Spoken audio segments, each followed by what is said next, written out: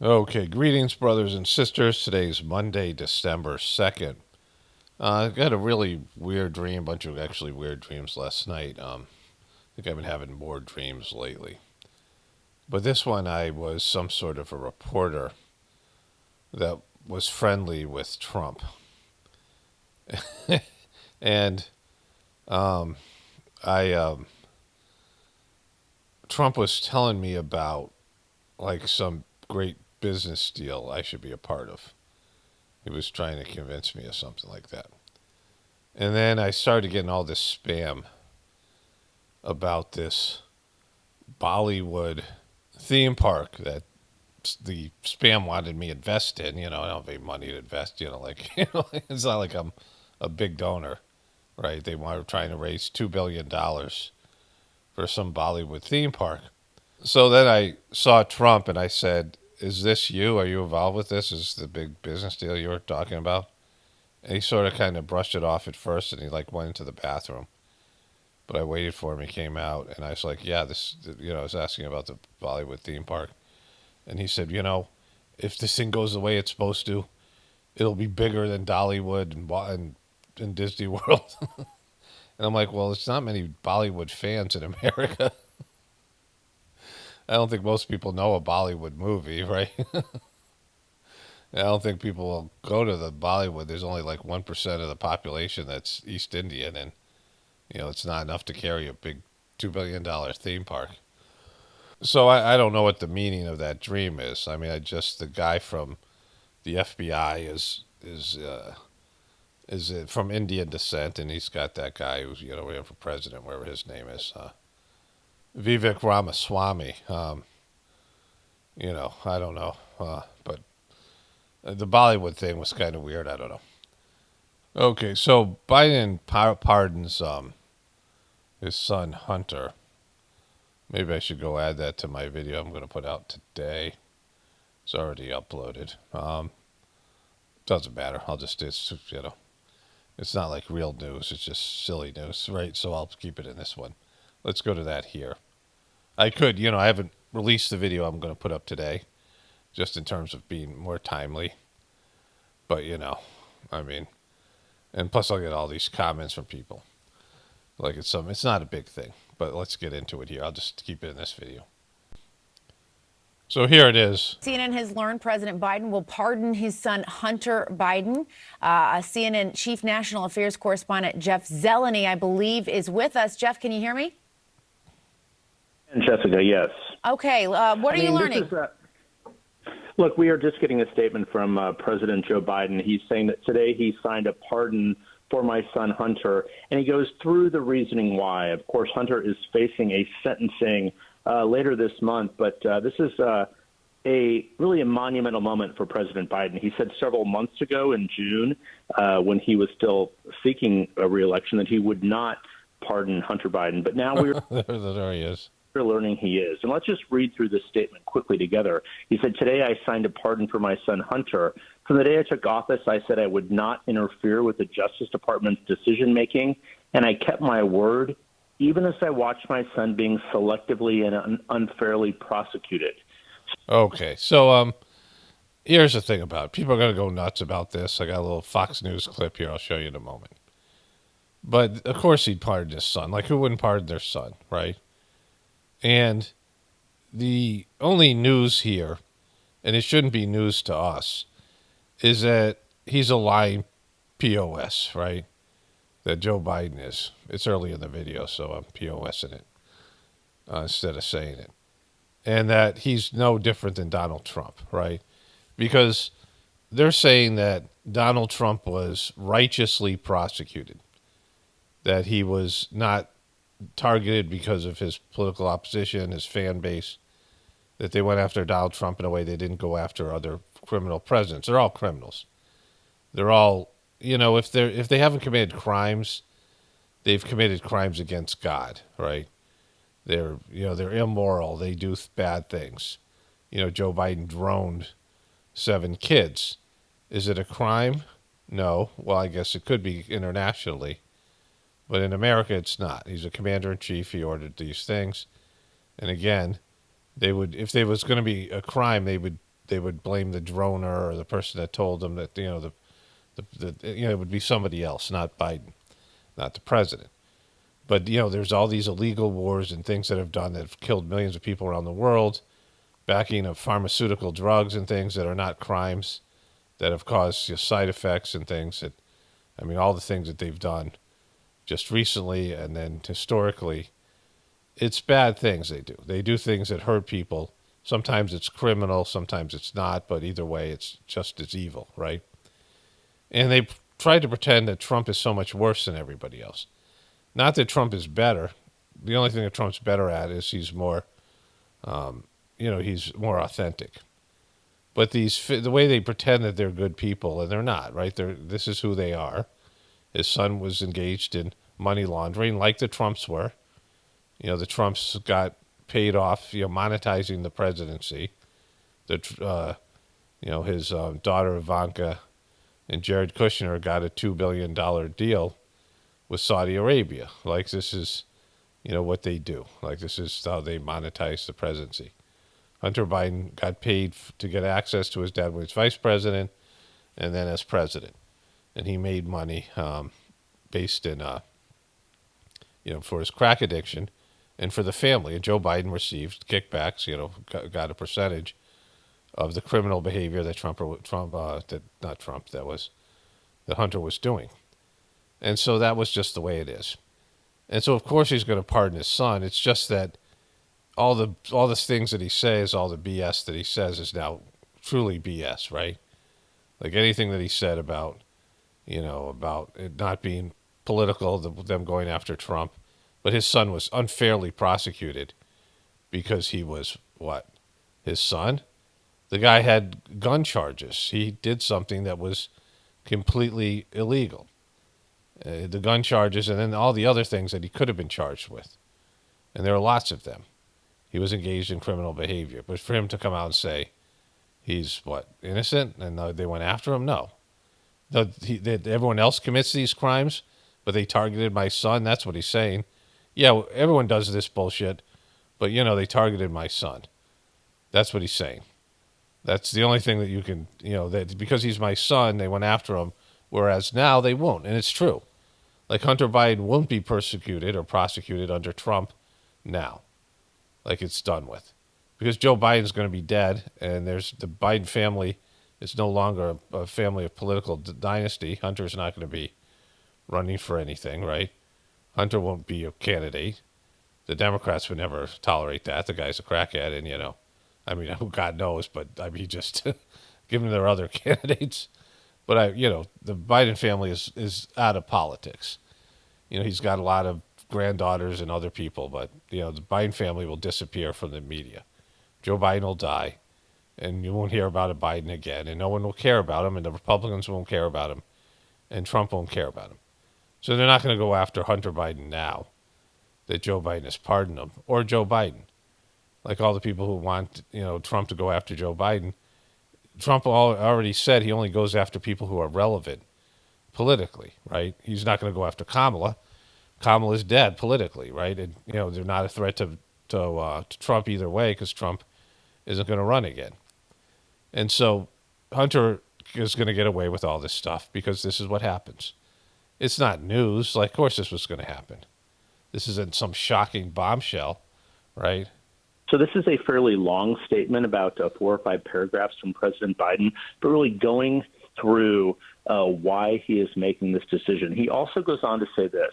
He said, no reasonable person who looks at the facts of Hunter's cases can reach any other conclusion than Hunter was singled out because he is my son, and that is wrong.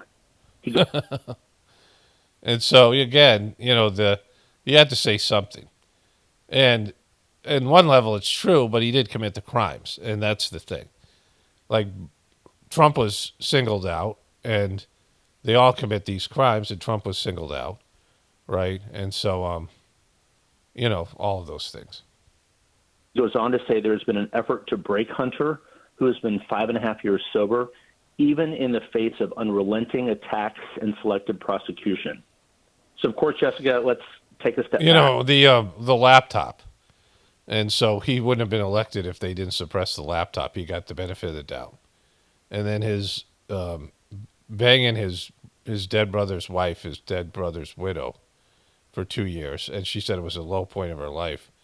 She got into drugs, and she took one of Hunter's handguns, and because she thought he was going to commit suicide, and threw it in a trash can across the street from a school, where like kids from high school could have came and pick up the handgun out of the trash can. It was like a loaded handgun, and some homeless guy found it. The Secret Service had to get involved.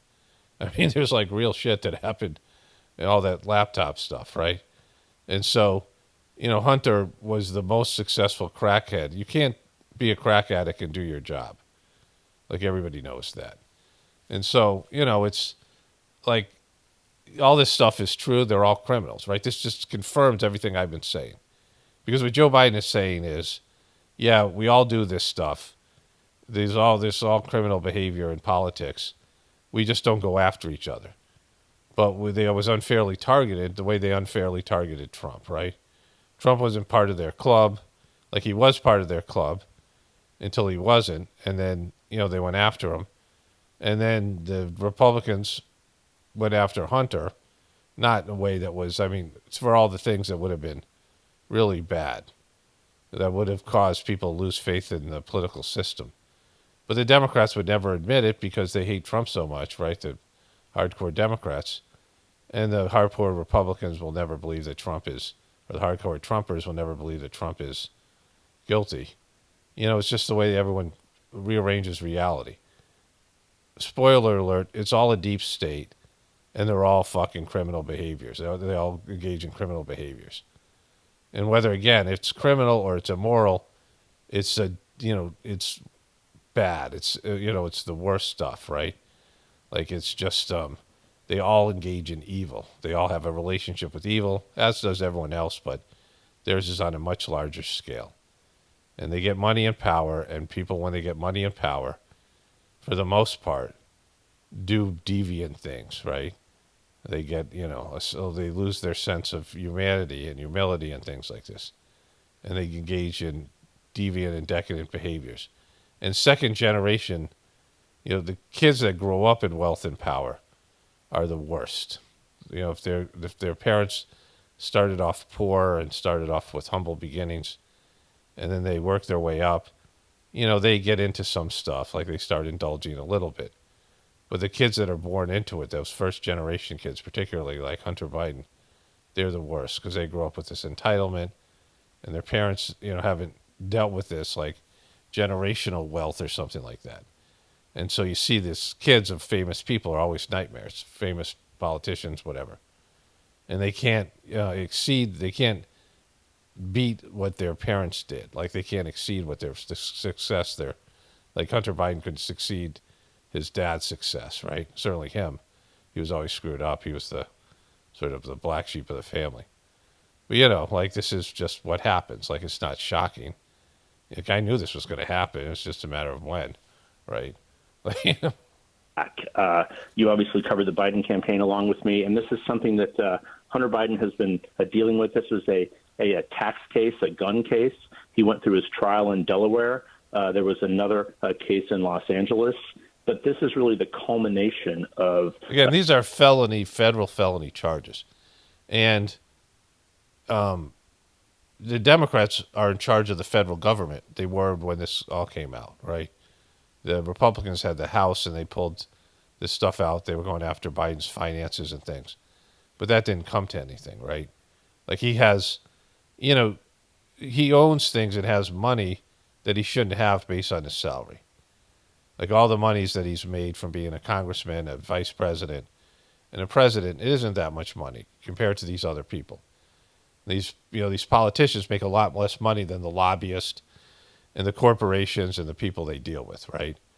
And after they retire, then they go into the private sector, and they can make a lot of money, right? So, but in terms of the money that they have, like if they have 2 homes or 3 homes or whatever Biden has, and the homes are just extravagant and expensive neighborhoods, and they're worth millions upon millions of dollars, and they purchased them with money they don't have, right? And they have all this accumulated wealth.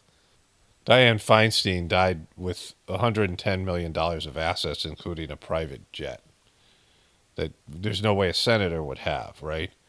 And so, you know about like all these people and their, insider trading and their, whatever it is, like happened with Nancy Pelosi and her husband, all that stuff. They're all engaged in it, right? But there's this like secret code that we don't go after anybody.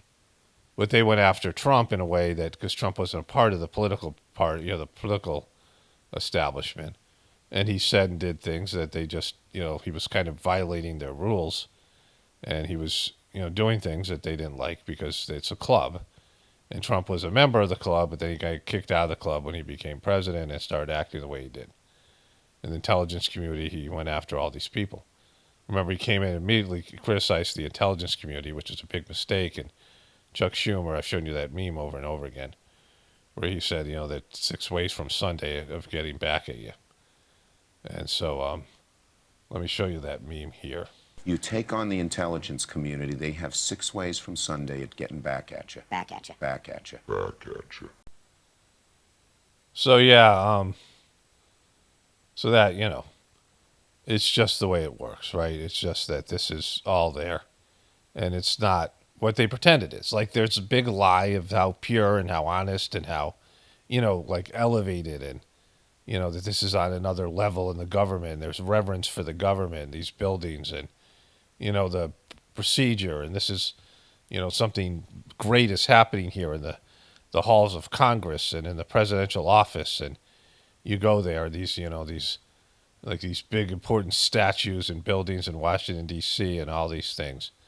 That it's some sort of, it's some sort of elevated, like almost like, divine or religious or, something that's on a higher level. And these people, and these courts and these judges and people, and they've all risen to a higher level. And they're some of the best that humanity has to produce, right? Exalted. It's like exalted one, right? The exalted ones, these chosen ones that are special people that rise up to the power in these offices, and they're just above the average person in their honesty and their integrity and their commitment to America, and they're such patriotics and they love the country so much, and all these things that they say at these conventions, and they just want to make America a better place and make America great again for Trump or whatever it is, but for the rest of them, and they're just into it. And Trump is forgoing his money and his salary, and he could make millions of dollars as a businessman, but he's forgoing all that, and he's just doing it for you because he cares about other people so fucking much, and he cares about America, and he's just that guy. And even though he's been a selfish prick that screwed people over and stuffed vendors, common people, his whole life he screwed vendors over and people who had less money, and he wouldn't pay them, and he would bully them, and he's an absolute womanizer, and he treats people like garbage, but all of a sudden now he's some sort of a saint that just wants to make America great again. And, all this bullshit that they say, right? These, like the conventions and the things that they put on and and it's none of it's true. Like they're the worst people. It's just, there's a level of corruption that makes America work. And that corruption is at the center of it, and it just keeps on going. And that if there was honest people, you take the whole system down. If you put honest people, if you replaced all the people that are in power in the government with honest, effective, competent people that knew what to do and knew how to confront people with integrity, it would fall apart because corruption keeps the thing going. And so like it's a corrupt system with corrupt people, and Washington, D.C. is the hub of it, where it's fascism in the sense of the lobbying groups and foreign powers like Israel and other countries, South Korea. I mean, some of these countries that lobby the American politicians and buy them and pay them and get favorable treatment, and they all loot the American wealth. Like you're not just your taxpayer dollars, but the debt that's created. It's all looted and stuff, and these military-industrial complex companies and all the rest of it, right? They loot the collective wealth, right? This is what happens in kingdoms and governments where everyone's paying some money. You're all paying taxes, but it's more than just your taxes because they're creating debt, right? That's what the national debt's about. And now they're just, making America eventually bankrupt because of the debt, and they're taking all that debt and turning it into lands and, businesses and and things for themselves, and then America craps out and they do it for some other country, right? And so it's like it's like a company that they break up, with these people who would buy, like Gordon Gekko and the Wall Street, that would buy corporations, and that, Pretty Woman, is it, with Julia, whatever her name is, Roberts, and whatever that guy's name is. I can see his face, but I don't, whatever. Doesn't matter. You know the movies, right? Where these guys buy corporations and they break it up. And so, like, this is what happens. Don't tell me don't care. I don't need to know. I could go look it up, but I don't care about it. President Biden really making the decision tonight to sign a pardon for his son Hunter, not just a commutation of a possible sentence, but a pardon, which certainly will be part of President Biden's legacy going forward. Yeah, there's no doubt about it. And as I'm reading this along with you, Jeff, I think one part at the very end is particularly striking, which is where he says, I have followed a simple principle: just tell the American people the truth, they'll be fair-minded. And here's the truth. I believe in the justice system, but as I have wrestled with this, I also believe raw politics has infected this process, and it led to a miscarriage of justice. And once I made this decision this weekend, there was no sense in delaying it. Again, he did the thing. He did the crimes, right? He did the crimes. There's tax crimes, which, are whatever they are, and then there's gun charges. And he did both of these things. And he was irresponsible with his firearms because his dead brother's wife, who he was banging, and also he got her using drugs. Like she said, this was the low point of her life. I mean, there was just all the stuff that was on the tape. This guy was engaged in criminal behavior. He was selling access, right? Everybody knows it. And he was giving Biden money. And so Biden doesn't care because Biden's going to be dead soon. And whatever it is, right? And I mean, the guy is senile. The guy has Parkinson's. And everyone knows he has mental cognitive difficulties. Yeah, that debate was just, one of many incidences that we saw that shows that he wasn't up to it mentally. But, it's just... Further, I hope Americans will understand why a father and a president would come to this decision. It is interesting to also hear him saying, essentially, that the justice system was politicized, which is something we've heard from Republicans and Donald Trump as well. Yeah, because this is, in this case. But other than that, it's just all corrupt, right? Like, usually it is something that they just don't do. But once they did it with Trump, and then it was done with Biden. We certainly have, and important to note that President Biden spent really the weekend with his son Hunter and the rest of the family in Nantucket, where they always do for Thanksgiving. And this is a striking, really, ending to this Thanksgiving holiday. And with this statement from the White House we're seeing tonight, it is a official document calling for a full and unconditional pardon for all crimes and punishments facing Robert Hunter Biden. So I think that means anything in the future. It's like they've cleared him for all things. Again, all crimes. Like he says, it's the justice system's been politicized, but he's pardoning him for all the crimes he's committed, right? Because they all commit crimes. The only thing, like here, is that they went after people. They went after each other, which they don't do. Because once they do that, it goes back and forth, and then everyone's like, well, I did shit too. So, like everybody then is, on the clock because every one of them's done something. Every one of them has a scandal in they're all owned. They all have their things. And they start exposing each other and the whole system topples, right? Just goes back and forth. And, everyone starts worrying, well, they're going to go after me now too, right? So that's what, there's just when, this is what you have, a den of thieves, right? This is a den of thieves. Jessica, the sentence that you read is so poignant. I hope Americans will understand why a father and a president would come to this decision. We will see, of course, in the coming weeks and months and years if Americans do understand that, but there is no doubt that this is part of the legacy of President Biden's one term in office. Certainly, he's a one-termer. Thing he did not want. He hoped to run for re-election. He obviously stepped away from that months ago. But clearly there was pressure inside the family. We were told really in recent weeks that Dr. Jill Biden, First Lady Jill Biden, was very supportive of the president doing something like this. The president was not sure, but we clearly have seen now he has come to this decision to pardon his son Hunter. Yeah. And Jeff, of course, we don't have to remind people how close-knit this family is, and that Hunter is his only surviving son, that they are, of course, very, very close. And we've heard many stories about the last several years, how they talk daily and many times a day. Stick with us, Jeff. I want to go to our senior justice correspondent, Evan Perez, who is back with us. Okay, so, let's go to the Fox News thing here. We begin with a Fox News alert. President Biden pardoning his son Hunter despite previously saying he would not use the pardon. Okay, there's a story. Let's move to the this person here. The Biden's rationale. Biden, this is a statement from Joe Biden. This thing right here showing he's a hypocrite. Commute his sentence. The White House at times getting frustrated when asked multiple times about the possibility. Is there any possibility that the president would end up pardoning his son? No. Well, I just said no. I just answered. Go ahead. Go ahead. No. So, but Biden's done.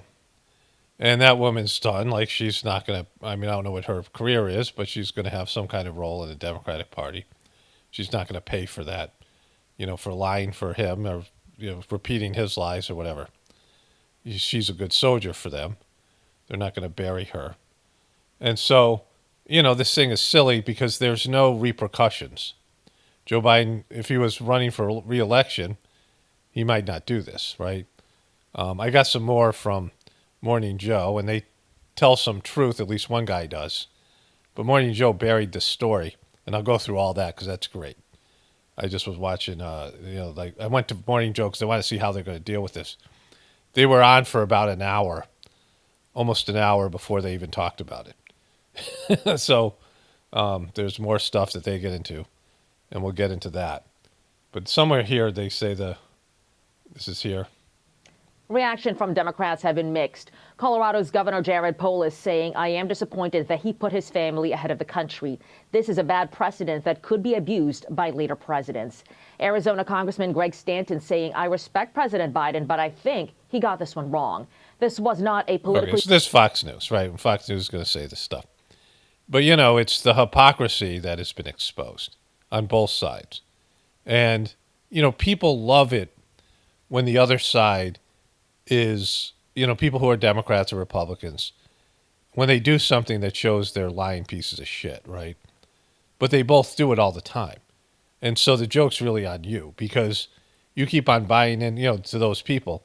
You keep on buying into this idea that these people are, good or one side's better than the other, and they're clearly not. One side has been a little bit worse in terms of the Democrats because they've had more power. But the Republicans were bad for years. They were worse for years when they owned the power. The Republicans used to dominate the American, the conservatives dominated the American politics the years I grew up. And they were, strong-arming and keeping the truth from coming out. And, the truth community, a lot of it was about exposing Republican lies and the institutions that the Republicans had, these bullshit institutions where they want you to die for their wealth, right? They want the American, Republican youth to come in and fight their wars and the military-industrial complex and abuse all these people around the world based on the needs of the American empire, right?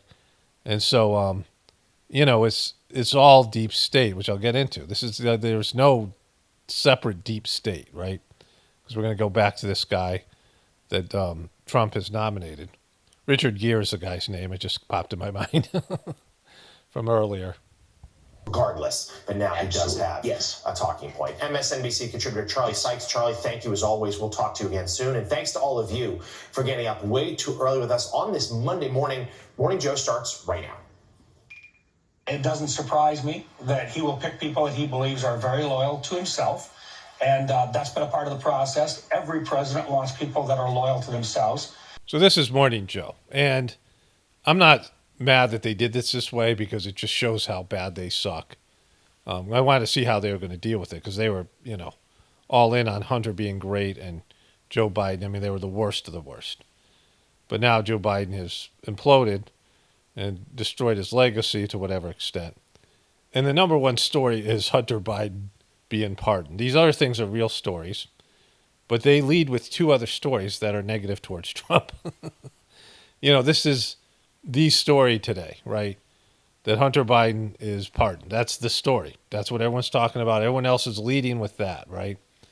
Because it's the story. And there's a lot there in that story and, all of it. Because all the stuff with Hunter Biden had a big story arc, and this is the end of it, right? And so they say some negative things about him, but they wait almost 50 minutes.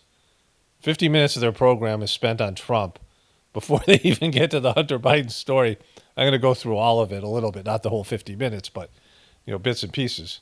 But I'll also share with you that Chris Wray, who the president nominated the first time around, and I think the president picked a very good man to be the director of the FBI when he did that in his first term. When we meet with him behind closed doors, I've had no objections to the way that he's handled himself. And so I don't have any complaints about the way that he's done his job right now. Republican Senator Mike Rounds of South Dakota expressing his support for current FBI Director Christopher Wray after Donald Trump announced over the weekend he will nominate loyalist Kash Patel to that position, one which shouldn't normally even be open for a nomination. So this story broke on the weekend, right? And so Trump has nominated a lot of controversial people, and it's all loyalists. So there's no new news here. Trump was going to do all of these things because he said it when he was running for president. Of course, sometimes he says things he doesn't do, but he's been doing it. And so this was a story that was already out there for a couple of days on this weekend, and this past weekend. I covered it, right? I covered it already. I think it broke on Saturday or Friday, but it's already a dead story. It's a story that they'll keep on talking about, but it's not breaking, right? The Joe Biden thing is breaking. It's a Monday morning breaking story, and everyone else is talking about it. And Morning Joe leads with this. So I'm like, all right, so they'll get into it next. But they don't. They go from this to Pete Hegseth. Have the latest about that controversial selection from the president-elect. Also ahead, we'll dig into newly surfaced allegations against Trump's pick for Defense Secretary Pete Hegseth, as reports of whistleblowers have surfaced detailing. The whistleblower is his mom, right? Now, this story has been out for a while. His mom shits on it pretty bad. And it isn't something she did publicly. We'll get into that. I'll show you that because it's kind of interesting. But again, they didn't lead with this story because this is breaking news. But it's not as big as Hunter Biden being pardoned. And it's not as big as Kash Patel, according to them. So the Hunter Biden story is obviously something they're trying to minimize, right?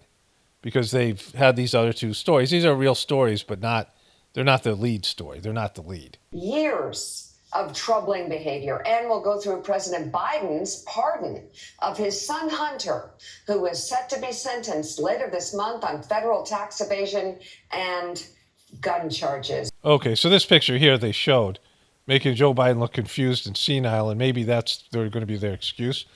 But they went all in defending Joe Biden and Hunter Biden. Like it's all of it. And so they shit on Joe Biden a little bit, but they take 50 minutes to do it.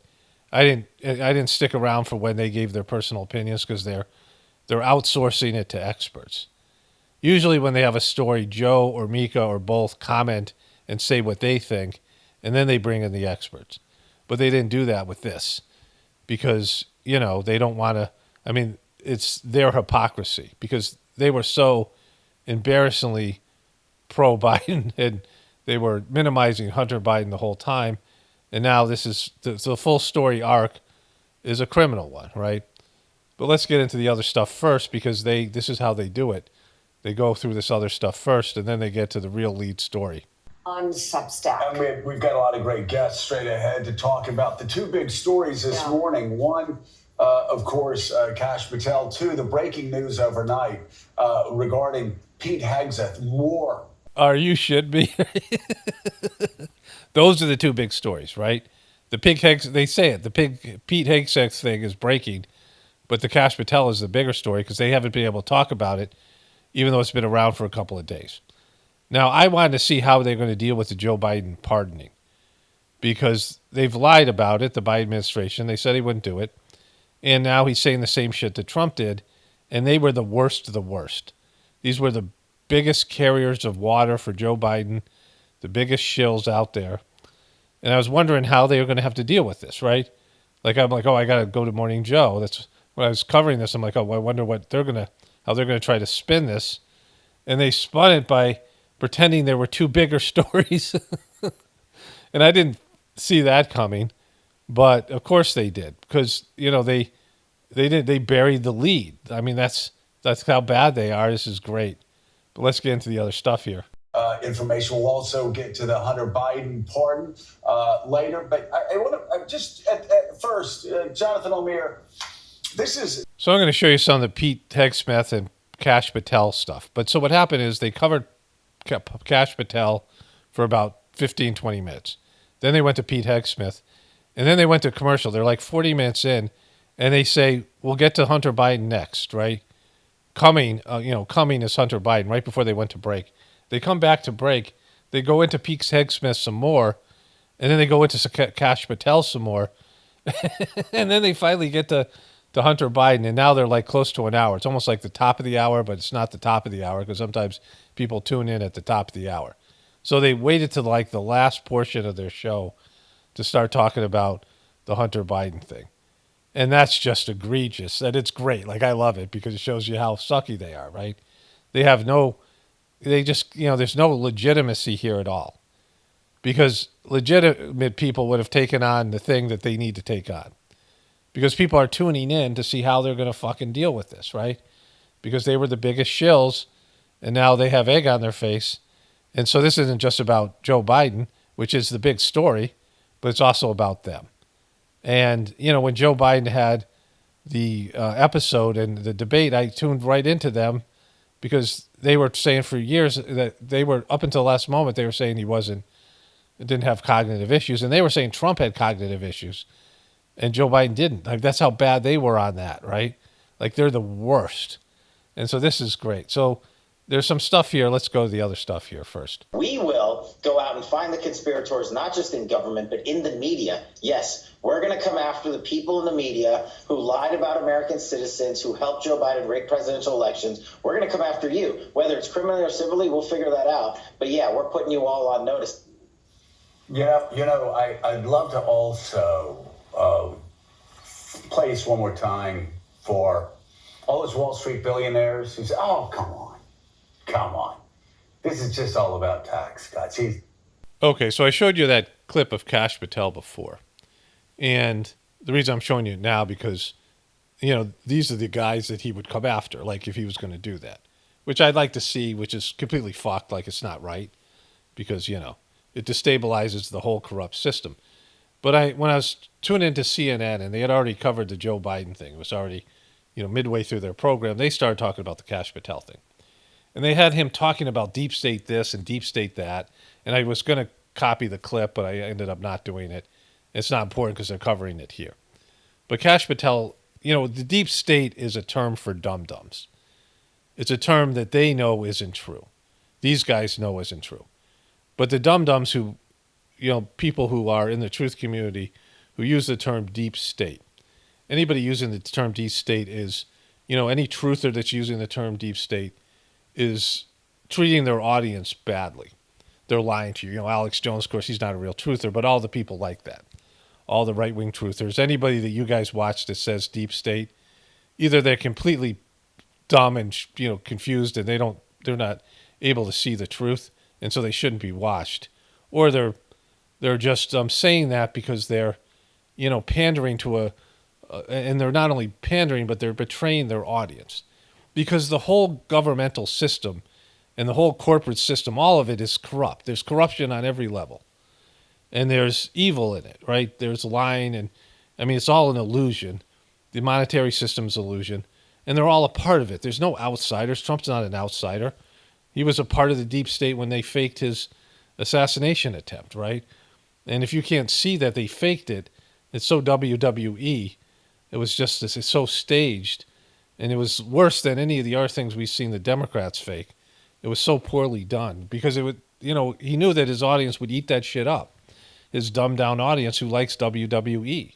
He knew they would eat it up. And the rest of the Americans went along with it, whatever it was. People who said it was badass. But anytime they're using the term deep state, they're lying to you. Because there is a deep state. It's everything. Like there's no good guys, right? There's no good guys in the government. There's no good guys in politics. There's, people who are complicit and maybe they're not necessarily bad people. They're just weak and they can't stand up to the whatever. They don't want to give up their position, so they're complicit. They're collaborators and they're not necessarily evil, but they allow the evil to be perpetrated. And at this point, if you got rid of the corruption, the whole system would collapse. So if you got rid of the illusion, the lies, the system would go along with it. So you either accept that the system's corrupt and you just say, this is what I'm born into, and it's always going to be this way, like until people get better. Like as long as people are the way they are now, this is what's going to happen. In any government, in any religion, in any power structure, people are going to do the wrong thing because that's what people do. They have a tendency to go in that direction. Okay, so my wife just was out. She came back and we were talking just as I finished that. And she got some kind of a message. She's subscribed to something. I don't know, maybe it's something from Reddit. And people were saying that, these were Republican people, that Trump was doing the transition team without governmental funds and that this would cut the deep state out of, it was like a game changer. He was cutting the deep state, these dopey Trumpers. I don't think there's that many of the dopey Trumpers here anymore. Occasionally they show up, which my wife said, well, that's silly because, they're cutting out any chance of oversight, right? The governmental oversight to whatever Trump's doing. And that's part of Trump's thing. He's got just basically a blank check. He's going to give a blank check to Israel. He's got a blank check from the Supreme Court saying that you can't prosecute what a president does, so he doesn't have to worry about criminal ramifications. Neither does his staff. He's appointing all loyalists, and he's a deep state piece of shit, right? Because, again, like the deep state is responsible for keeping America on top. America being an evil empire. Like when you have an evil empire, and that's what we have, America's an evil empire. We beat the shit out of other people and take their stuff, and then we rig the system against them, and we are eating other people's resources. And when I say eating, I mean consuming other people's resources in other countries, right? We're using 20% of the world's resources. I don't even know. That's an old figure. It might even be more, less, whatever, doesn't matter. We have a lion's share. We have not only our own resources, but other people's resources, right? The world system is rigged in America's favor for now. And when it no longer is and you experience it, you're like, oh, that sucks. Is that how those other people felt? But most people won't even think about other people because they'll be, in their own butthurtedness and their own, whatever it is, right? But when these clowns say deep state, my wife was saying it's like the fox saying, oh, you got to protect the chickens from the foxes, from the other foxes. Why don't you lock me in the chicken coop and I'll protect them for you, right? So it's like a fox convincing you to get into the chicken coop and because there's other foxes out there. Like it's a con man saying that you got to be protected from other con men. And so it's great for a con man when the other con men slip and do something bad and they can say, look, I was right about him being a con man. You can trust me. And then they slip and then the other side says the same thing. The deep state is, we have an evil empire. To keep the evil empire going, there's layers of evil that have to be have to be activated to actively keep the America on top economically and militarily and the rest of it. It's an immoral criminal system. Our religions, our governments, our corporations, all of it. It's just people behaving badly, selfishly, doing things that they know are wrong. And then all of us benefiting from those things, right? We get a share of the loot. It might not be the biggest share, but we're still benefiting with the system that's there, like ease of life, quality of life, the things that we enjoy in terms of energy and our, the energy system, gasoline, electricity, in terms of our food system, in terms of our water system, in terms of our transportation, flights, air transportation and car transportation and all these things and all the things that we enjoy. Think about all the things you enjoy. I mean, we have uninterrupted water supply. We have uninterrupted electricity and heat. And, when you don't have it, let's say the power goes out, like it's a rarity and the power goes out and you don't have it, and you're like, what the fuck? This sucks. I can't believe this is happening, because we're just used to having this all the time. There's nothing in nature that's a constant. And the fact that we have quality water, of course, the water that we have is fluoride and bleach and the things like that, tap water. But we have water just flowing into our houses. Like, that's so huge. That's a big problem. Water is, fresh water around the world is like the number one thing that people have to do. They spend their whole day getting firewood and water, like some people in the tribe or whatever, just gathering firewood and water, dealing with water, because water is a constant need, right? There's a constant need for so many things. That's why people live near water. They live near lakes and streams and, whatever it might be. And water is a necessity that people have to have, fresh water. And it is, we have it just pumped into our houses, right? All these things. And all the things that have to be done to keep that going, right? Just that. And then having your internet, just having constant internet, constant heat or air conditioning, constant whatever it is, right? Food, like whatever you have, it's just going to the grocery store that's just always filled with food. And then that one time it isn't, like during COVID, and you're like, holy shit, like this sucks, because you're just used to it. You feel like you're entitled to it. And there's a lot of evil that has to happen to keep those things going in that direction, because nature does not like constants. Like, you're supposed to have ebbs and flows, because it makes you appreciate things, right? And we have too much fat and sugar. I've talked about this. Fat and sugar are binge items. You ever seen that? There's a great TED Talk, and I think it's disappeared, called The Great Porn Experiment, where the guy gets into this. Gary Wilson or something his name is. And he's, I think it's deleted off of YouTube, but he talked about how all these kids are addicted to porn, and that there's this, this impulse binge mechanisms within mammals, right? And in the world of the mammalian model, there isn't a lot of fat and there isn't a lot of sugar available in nature. Sugar's energy, fat's important for so many different things. And so when animals find fat or sugar, they binge on it. It's just natural, and that's what's happened to human beings. Cheap fat and cheap sugar that are carcinogenic, or they cause heart disease, and people just binge on it, so you have obesity, because you don't have any sort of interruptions in your fat and your sugar supply. You go into anything and there's sugar and fat, corn syrup or whatever it is, like cheap foods that are available to people. And that's why there's obesity, because that's what happens to people when they have these binge mechanisms. Their binge mechanism has unlimited supply and uninterrupted unlimited supply. And that's, so that's all the deep state, right?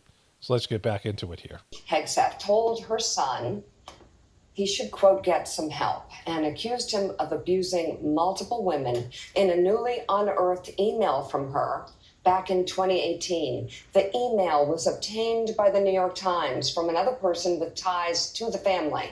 In it, Penelope wrote in part, "You are an abuser of women. That is the ugly truth, and I have no respect for any man that belittles, lies, cheats, sleeps around, and uses women for his own power and ego." So that's pretty brutal. That's what his mom says about him, right? This guy's going to lead the Defense Department. And, Trump's vetting process, because this was available. Well, let's get into the other part here. So let's keep on going. NBC News has not independently obtained the email. The message was sent in the midst of an acrimonious divorce from Hegseth's second wife, Samantha. Their marriage ended after Trump's choice to leave the Department of Defense impregnated a Fox. I hit stop, but I should have recorded the rest of this, or, I could just tell you. He impregnated a Fox coworker. So he was married to some woman, and he's married to another woman now, and, in between or during the second marriage, the woman he's married now, I think he was married to her when this woman alleged he abused her in a hotel, right? So he's cheating on his wife there. But his first wife, or whatever wife released this message, was married, and his mom sent him this message, and she was aware of it, like this email. She got access to it, and she put it in court filings for the divorce, right? And so, this guy's a mess. And this is a real legitimate story, not as big as the Hunter Biden story, because this guy's already proven to be a scumbag. It shows that Trump has no vetting process. If this guy's the solution to the deep state, Like, are you shitting me? Like, this guy's going to get rid of the deep state? This is what his mom said about him. That's his own mother thought those things. And, sometimes you have a bad mom or, like things like that happen. But he impregnated a coworker at Fox. And so his wife divorced him. And she put this in the divorce filing. So this was something that was available to people in the Trump administration. But Trump just had a conversation like the guy. Probably thought he was good looking, whatever Trump's criteria is. And he picks this fucking guy. He's a nightmare. Like, there's no way this guy's going to get confirmed or should get confirmed. And it makes Trump look bad and stupid, and it undermines his whole thing, right? There's more here. This is from Yahoo. I'm reading the reporting of it. And so the New York Times, Penelope Hegseth sent the email which recounts his treatment of women on April 30th, 2018, while he was in the midst of a divorce from his second wife, Samantha Hegseth, right? So Penelope Hegseth is his mom. And there's more of it here. She wrote this to him. I guess this is part of the letter. According to the Times, Samantha filed for divorce after her husband impregnated a coworker at Fox. So this is bad decision making. So he has a job at Fox, which eventually led to his being nominated by Trump. And during this time, he impregnates a coworker, and Fox is okay with it. And God knows how that all played out, right? So that's something that's, I guess, new news or whatever it might be. He impregnated a coworker, and a woman accused him of abuse, and he settles with her because he doesn't want to lose his job. And from this job and this position Fox has given him, somehow he impresses Trump, and now Trump is this nightmare. So it says here, Penelope wrote, his mom wrote, Sam is a good mother and a good person. Under the circumstances that you created, and I know deep down you know that, for you to try to label her as unstable for your own advantage is despicable and abusive. Is there any sense of decency left in you? She did not ask or deserve any of what has come to her by your hand, she had, referring to Hegseth's first wife. Neither did Meredith. And so he, is gaslighting this woman and his mom. I mean, it's pretty brutal. Like, there's more to it here. And so this, just is a sociopathic person that his own mom is calling out. And there's just a bad choice, right? Like, you don't I mean, he's going to have to step down. It's another embarrassing thing. He's getting Matt Gates. Like, how bad is this? Is this intentional to undermine Trump? As Trump is doing this, because his handler said so? I mean, these are bad choices on his part. And it makes him look like incredibly, like a horrible decision maker and picker of people. This guy who treats his wife like that, well, how do you think he's going to treat other countries? As Defense Department secretary. He's in charge of the Defense Department. And then all the abuse that happens in the military. Like, how can this guy be he's just a bad dude. And maybe this is like in your face bad. And like some of these people who get nominated are more insidious and they're better at covering it up. But this is just a nightmare. And so this is a legitimately big story. But still, it's not even close to the Hunter Biden one. I mean, like, think about all the Hunter Biden stuff and the end of this thing and what that represents. We'll get into that more as we go through this. And so these are big stories, but the one that people are most concerned about is Hunter Biden. We already knew this guy was a piece of shit, Hegseth, and this is just more stuff that's breaking. And conveniently, it's breaking at the same time, right? Like, them having other stories that are, pulling away from the Hunter Biden story. So let's get back to it here. Potentially 3 or 4 Republicans who would take that vote to tank one of Trump's nominations. Well, and it is notable, and it reminds me of what we were hearing after Matt Gaetz was selected as Attorney General. That, of course, ended up with Pam Bondi as a selection. All right, so let's move on because President Biden has issued. Stop the clip here. I stopped the clip here, so I was going to try to show you the time, but somehow it didn't come out here. But it was 51 minutes in. They talked for a total of 7 minutes, around 7 minutes, about Joe Biden, and then they go back to Kash Patel. I'll show you all that in a second. And again, this was the last thing they covered before they went to commercial, before they started over for the next hour, right? So the lead story again for the next hour is going to be Kash Patel, whatever. Cash Pash, who's keeping score. A full and unconditional pardon for his son, Hunter. Biden announced the controversial decision last night after previously saying he would not use his presidential powers to do so. In a statement, Biden argues Hunter has been selectively and unfairly prosecuted, and he wrote in part this: there's been an effort to break Hunter, who has been 5.5 years sober, even in the face of unrelenting attacks and selective prosecution. Oh, he's been sober for 5 years. Oh, he's like he makes it sound like he should get a fucking badge of honor because he's been in rehab 8 or 9 times. And he's, done all kinds of illegal activity using crack cocaine and supporting drug dealers. And he did all this, his selling access to the White House, which is, close to treason with his dad and in the Ukraine. And it's the prosecutor. His dad went after fire the prosecutor that was going after his son's company so he could support his crack habit, right? He's been sober for 5 years. Who gives a shit, right? I've never been addicted to crack, right? Most Americans haven't. Do we get a pardon because we never were? He's been sober for 5 years, you guys. He should get away with some crimes, right? I mean, he's trying. Come on, guys, he's trying. All these people who suffer from real life circumstances and they grew up in abusive situations with no chance and they're in jail right now. People who have real, victim stories. Real tough circumstances. And, Hunter Biden was born with a silver spoon in his mouth and has access to wealth and power. And he made a mess of his life. And, he should get a second chance because he's been sober for 5 years. In trying to break Hunter, they've tried to break me.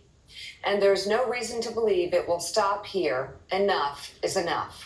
Hunter Biden would have faced sentencing on December 12th for his conviction on federal gun charges and a separate sentencing on December 16th for federal tax evasion charges, which he pled guilty to in September. With us now, let's bring in former U.S. Attorney and MSNBC legal analyst Joyce Vance.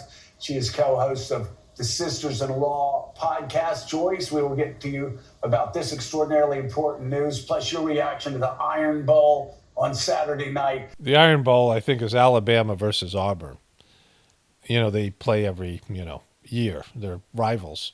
Of course, there was the Ohio State-Michigan debacle, and this is nowhere near should be in the conversation with Hunter Biden pardon, right?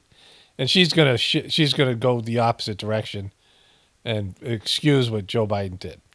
And so this is the one piece here before she comes up where they actually tell a little bit of truth about the thing.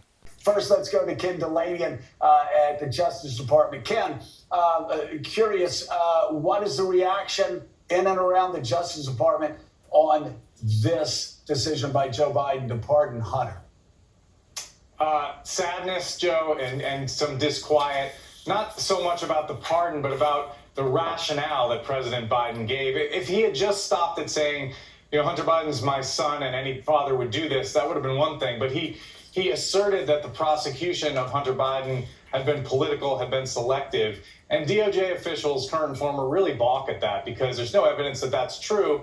And we should remember that David Weiss, the special counsel in this case, he was the U.S. attorney in Delaware under Donald Trump. And Joe Biden and the Biden White House made the decision to keep him on to continue the Hunter Biden investigation long before Merrick Garland was ever named to be the attorney general and confirmed as attorney general. So that was a Biden White House decision. David Weiss was the prosecutor. They investigated the case. And the reason that Hunter Biden is facing prison time, by some accounts, he was looking at 3 years in prison based on the tax and the gun convictions, is because he and his lawyers walked away from a no jail time plea deal, and they didn't like it because it didn't give them immunity from different kinds of conduct, and they were concerned that he could still be prosecuted under a Trump administration.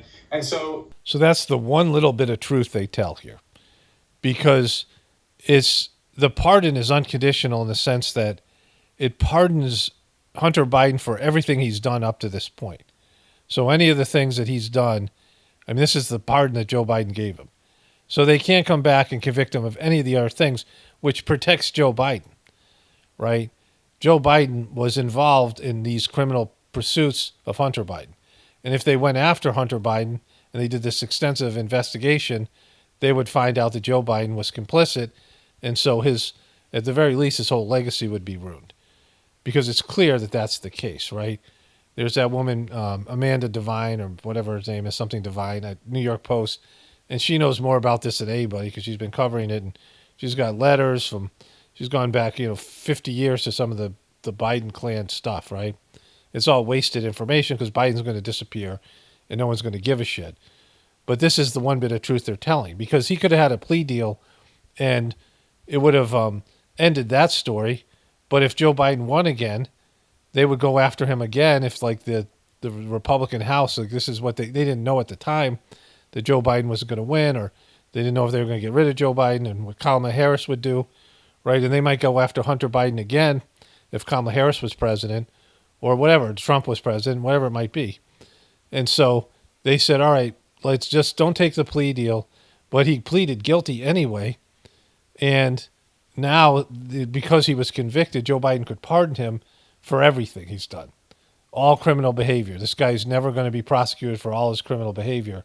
Just like all the rest of these motherfuckers, right? They're all guilty. They're all criminals. They're all part of this thing.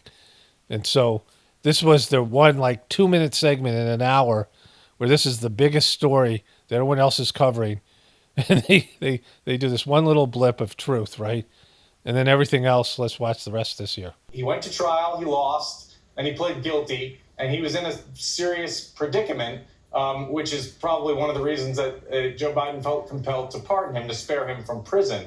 But people are very concerned that what this does is it normalizes Donald Trump's worldview that the DOJ is not on the level, that it's politicized, that it's not nonpartisan. And that's the big concern that I'm hearing from my sources. Yeah, NBC's Ken Delaney, and thank you very much for your reporting. So Joyce Vance. So they told a little bit of truth, and then they go back into defending Joe Biden. It's great. Here, watch this. And thank you very much for your reporting. So Joyce Vance, your thoughts on Hunter Biden being pardoned by his father? So I hate to disagree with my friend Ken Delaney, but look, the reality here is, if this was anyone other than Joe Biden's son, no one would object to a pardon on these facts. The pardon process is meant to do mercy. Yeah, but Joe Biden wouldn't pardon anybody else that did this unless they were somebody he was, owed money to, or somebody, with influence. You wouldn't pardon a normal person who went through this, right? It's just because it's his son. So it's his son. It's meant to do justice. It's often used for people, most frequently used for people who are guilty of the crimes that they've committed, where there are extenuating factors at work. And as I say, if this was not Joe Biden's son, no one would object. But we are clearly here because this is Joe Biden's son. While judges may not have seen fit to dismiss the cases under high legal standards for selective and vindictive prosecution, there's a clear feeling here that these cases would not have been indicted if anyone other than Joe Biden's son was involved in the conduct.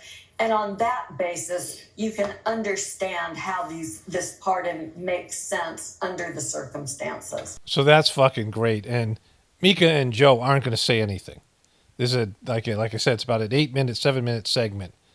And they can't wait to move on from it, because they don't want to carry water for Joe Biden anymore. And he's actually fucked them, right? Because anybody that's stood up for him and praised him and shilled for him the way they did, it'd be okay to say, he's corrupt, but just not as corrupt as Trump.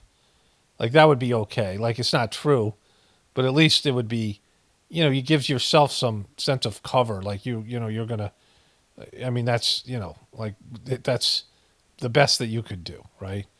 Oh, that, he's bad, but not as bad as Trump.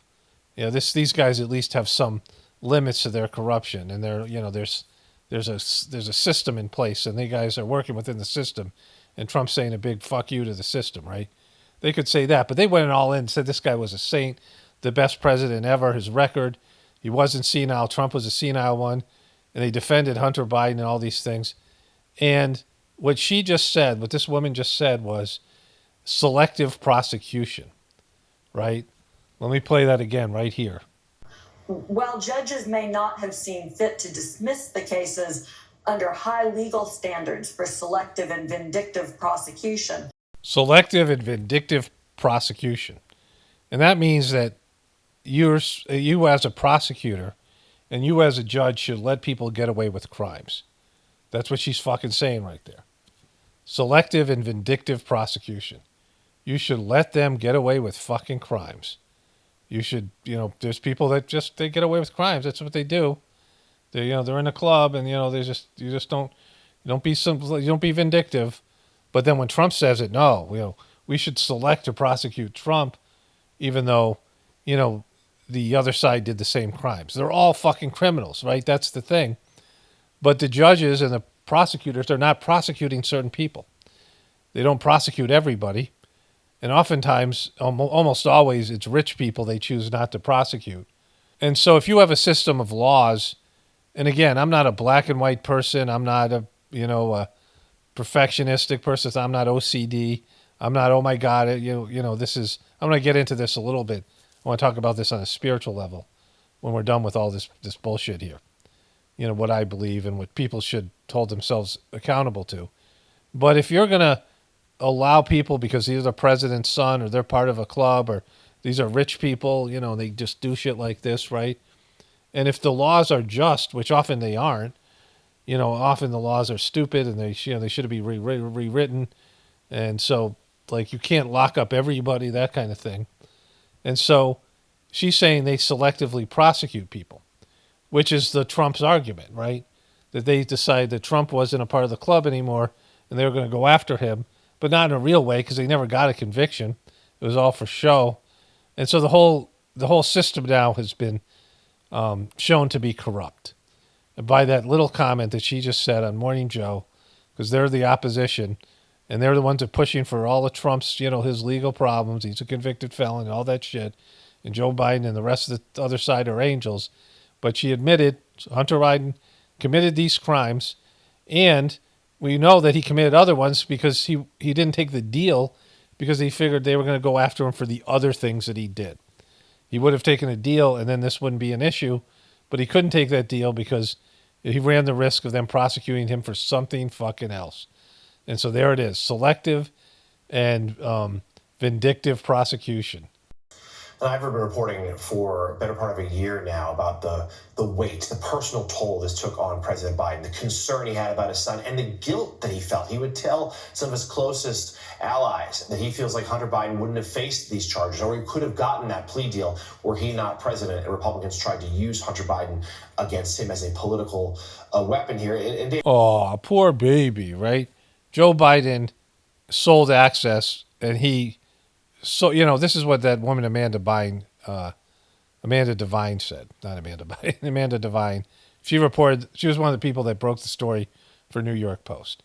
And she did all this deep dive research into the Biden family. Hunter Biden was always the screw up in the family. He was the hyperactive kid.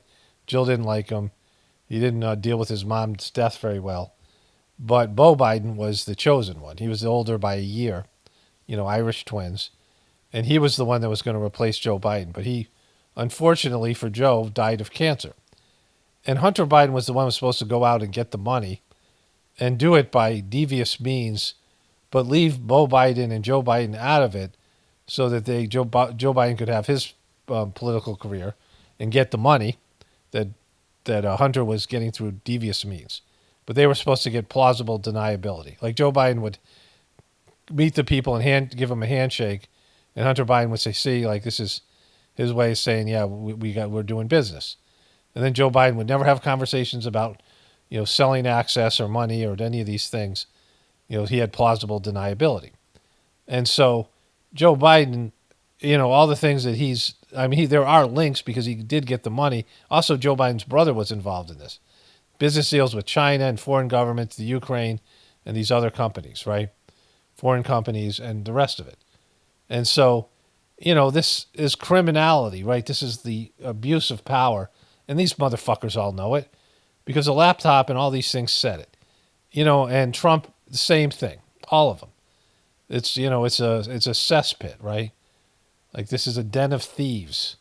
I think some of the outcry is because President Biden himself and the White House repeatedly said over and over they would not do this. And that I think is fueling some of the anger, though many feel like, well, father, of course, would do this for his son. Let's talk about the Trump reaction, though, including, and I think we should be clear, he probably was going to do pardons anyway, but he's already seized upon this as a talking point that he could do the same, particularly for January 6th convicts. Yeah, that's the sort of... So they did a total of 3 minutes of telling the truth about what this means. The hypocrisy, the deal, the fact that he was guilty and he could have taken a deal, the fact that this, there was lying and deception all across the board, all these things. And then they immediately go into their bullshit, right? And so the woman comes out, that woman, the attorney general, whatever she was, comes out and says a bunch of bullshit about they should have never prosecuted him because you're supposed to let these things go, right? And it wasn't that there was vindictive and selective prosecution. It's that they finally did things that they should have done years ago for this corrupt fucking family, but all the other people are getting away with the same bullshit, so it's just you ignore it. And so they didn't ignore it with Trump, and the Republicans says, all right, fuck you, we'll go after your family too, and, we'll go after you. And so this is the outcome of that. But only 4 minutes of truth after, burying this lead story. And then this happens at the end. Charles Kushner made him the ambassador to France. And so this pattern, it seems, of this corruption in Washington that Americans are so frustrated with. Yeah, and to that point, let's remember Jared Kushner's father, Charles Kushner, was convicted of crimes, pardoned by Donald Trump in 2020, and over the weekend, Joe Mika named ambassador to France. And we should be clear, this is far from the first time that a president has used the pardon power for a family member, for a close ally. But this is one with Hunter Biden, of course, has been such a flashpoint for Republicans for years now. And we should note, congressional investigations into Hunter Biden about wrongdoing of father and son went nowhere. But it's no surprise they're going to grab on this now. Well, of course. Okay, so you see Joe and Mika, she was nodding along with what he was saying, and Joe says, of course. But they don't want to be on record now they're very opinionated, but they're not giving an opinion about this because they know it's going to come back to haunt them because people like me are going to eviscerate them for carrying water for this motherfucker and being the worst shills for him and the rest of it. I'll get back to that in a moment, that whole thing. But let me show you this right here. Joyce, before we let you go, I do want to ask you about your concern about Kash Patel possibly being the FBI director. So that's it. That's over. It's over, right? That's it. They're just done. And then they begin the next hour with Kash Patel. And so think about that. Like, that's how bad they buried the story. And it's great. I love it because it shows the hypocrisy here. Because here's the thing about it. There's all the lies that they tell. There's all the bullshit, right? There's all the things that people say. But I'm the only one who does this. I know of. Maybe there's other people that are out there. But I say openly, I don't give a shit what happens. I don't care if these people go to jail or don't go to jail. I'm, of course, rooting for it to cover it and laugh at it and mock it. But deep down, I don't care. I don't care about anybody else's punishment. I mean, even people in my own life, even someone like Kamlesh Patel, who's ruined the Sajmark system of meditation. People like my ex, whatever it is. People who, I know did bad things and that I know personally that have affected me or my family or these things, right? Of course, I would be happy about it to whatever extent, but I'm not one of those people who gets upset that it doesn't, right? Like people get frustrated and why won't these people go to jail? And, I don't get obsessed with justice to other people. Like in terms of mercy or justice or not justice, because I believe in the divine system. I believe everything's accounted for and that everybody has to suffer what they suffer, right? And so these people, they're not going to lose their jobs, most likely, over their lying about Joe Biden and their obsession with Trump. The same thing with Trump, all these people. But the Morning Joe, they've just been outed as like the way that they handled this report without admitting, they're not going to admit and apologize. That is never going to happen.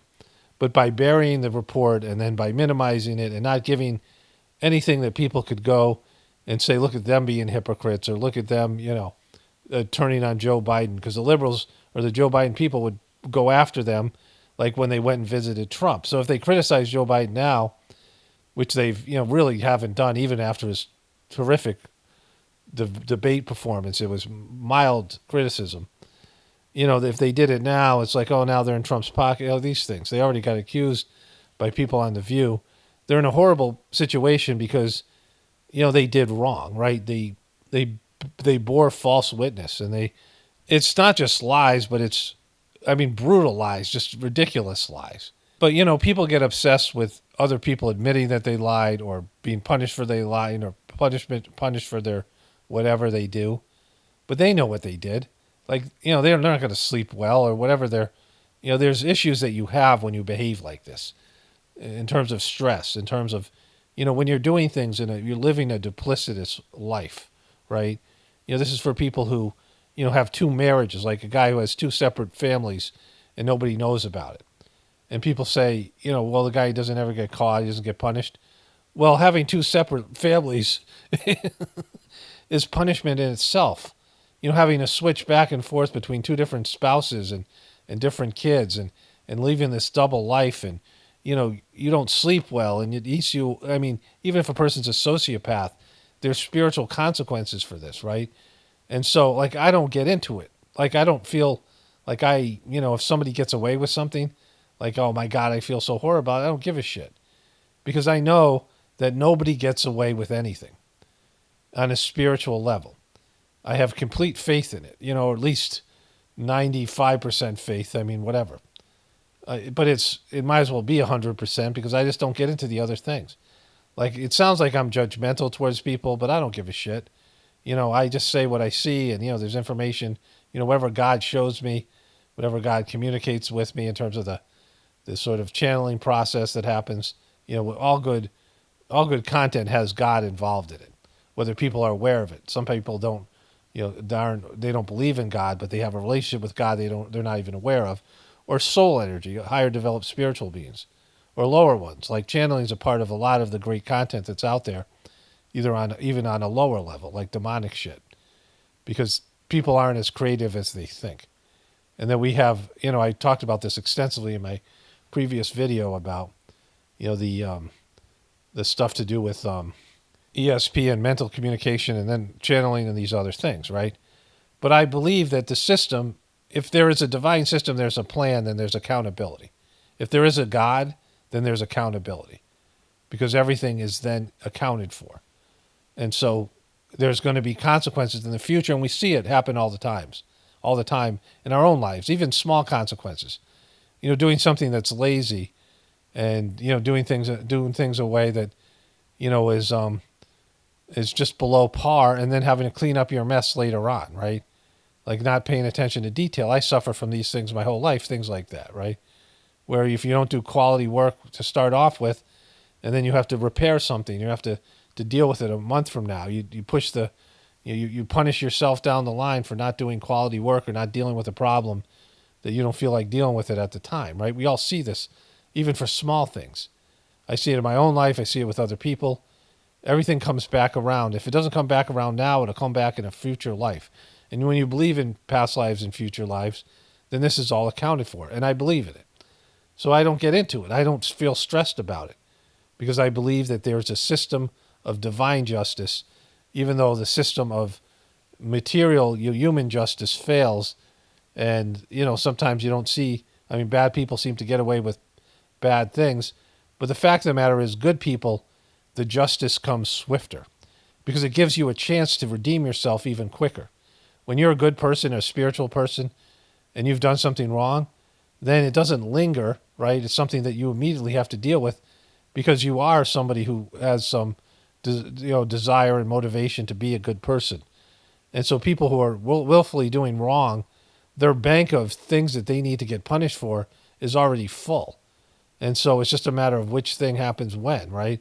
It could take the form of cancer. It could take the form of any number of things, ultimately death. And then they got to come back and do it again, because they have this bank of shit that they didn't settle. But when you're a spiritual person, you got to get it out of the way right away so you can move forward on your spiritual path. So good people always get punished in ways that bad people don't. And that's a good thing. It's because they have clean, they're able to clean themselves of the consequences for their actions, right? And so, I don't know. I've talked about this stuff to do with John 3:16 at the end of my last video, and there might be some comments. Sometimes there are, and sometimes there aren't, right? But the problem with Christians who believe in John 3:16, if you truly believe that the only way to get to heaven is through Jesus Christ, and so anybody who says anything different, like I do, or anybody who believes anything different, then you don't need to feel anything but pity or empathy for them. Because if you fully believe they're going to hell, then why do you got to shit on them on top of it? Why do you got to tell them, just wait, just wait till you die, you're going to hell? Well, you don't really believe that then. Because it isn't bad enough. If you truly believe the person's going to hell, you would just feel empathy for them. Because what hell is and how it's described, isn't that more than enough? Like if you know for sure that somebody who hasn't accepted Jesus Christ as their Savior is going to hell, then you don't need to say shit, right? I mean, you could say that you're trying to save them and all that bullshit that you believe, but the consequence is already there. And so you got to be a dick to them too, right? It's because you don't really believe in your own bullshit, right? Like the people who believe. It's not true. I've talked about this before. But if you really believe, then you have no worries because you know you're going to heaven and the other people are going to suffer. So you shouldn't ever say anything about a miscarriage of justice because you don't believe the justice system when these people are going to hell. What's worse, going to jail or going to hell? So you should not be worried about those hidden indictments, all you Cubies that claim to be Christians, that you want to see all these people go to jail and go to Guantanamo Bay and be rendered and go through these secret military tribunals and then also go to hell, right? For eternity. Like, they have to do 20 years at Guantanamo and then go to hell because you wanted to see them double punished, because you want to see it happen, because you want to see justice in the American system. But you have divine justice, which is hell, right? And so everyone that you think is going to hell, you should feel nothing but compassion because, yeah, go ahead, enjoy the shit out of the rest of your 20 years here because you're going to spend eternity, the rest of time, in hell. So, enjoy yourself. I mean, they give a guy who's going to be killed a last meal, a meal before being executed. And so, all these people who are going to hell, shouldn't they live it up? Like, shouldn't you be happy that they're living it up? Yeah, enjoy yourselves now because you're fucked for eternity. And so you don't really believe. You say you believe, but you don't. Because, if you truly believe, you'd feel nothing but, oh my God, these people are all going to hell.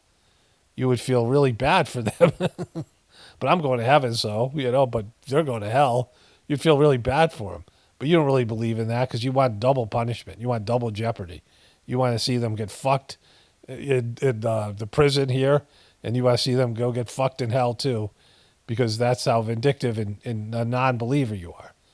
Because, if you truly believe, then it would be just, all right, shit, these guys are all going to hell. I don't have to worry about it. Like, I don't have to be concerned about justice because there's divine justice coming. And that's how I legitimately feel. And so, whatever happens to these people, and they're, who's to say they're not suffering now? They're all suffering. You look at these people, they're all fucking suffering. Okay, so I'm going to end this one here. I had a bunch of other stuff to get to, but this is, I'm just going to make this comprehensive about the, Hunter Biden stuff here. I'm going to get this up sooner than later. Today's Monday. I'll put this up on Tuesday. So I'll have 3 videos up on 3 consecutive days. And, a couple of them are under 2 hours. And so people can catch up. I'll take Wednesday off. I'll put up a video on Thursday then. And so, that'll be good. Let me just say this. Sometimes you're the consequence. Sometimes you have to say something to somebody. Sometimes something's done that's wronged you or it's affecting you or whatever it is.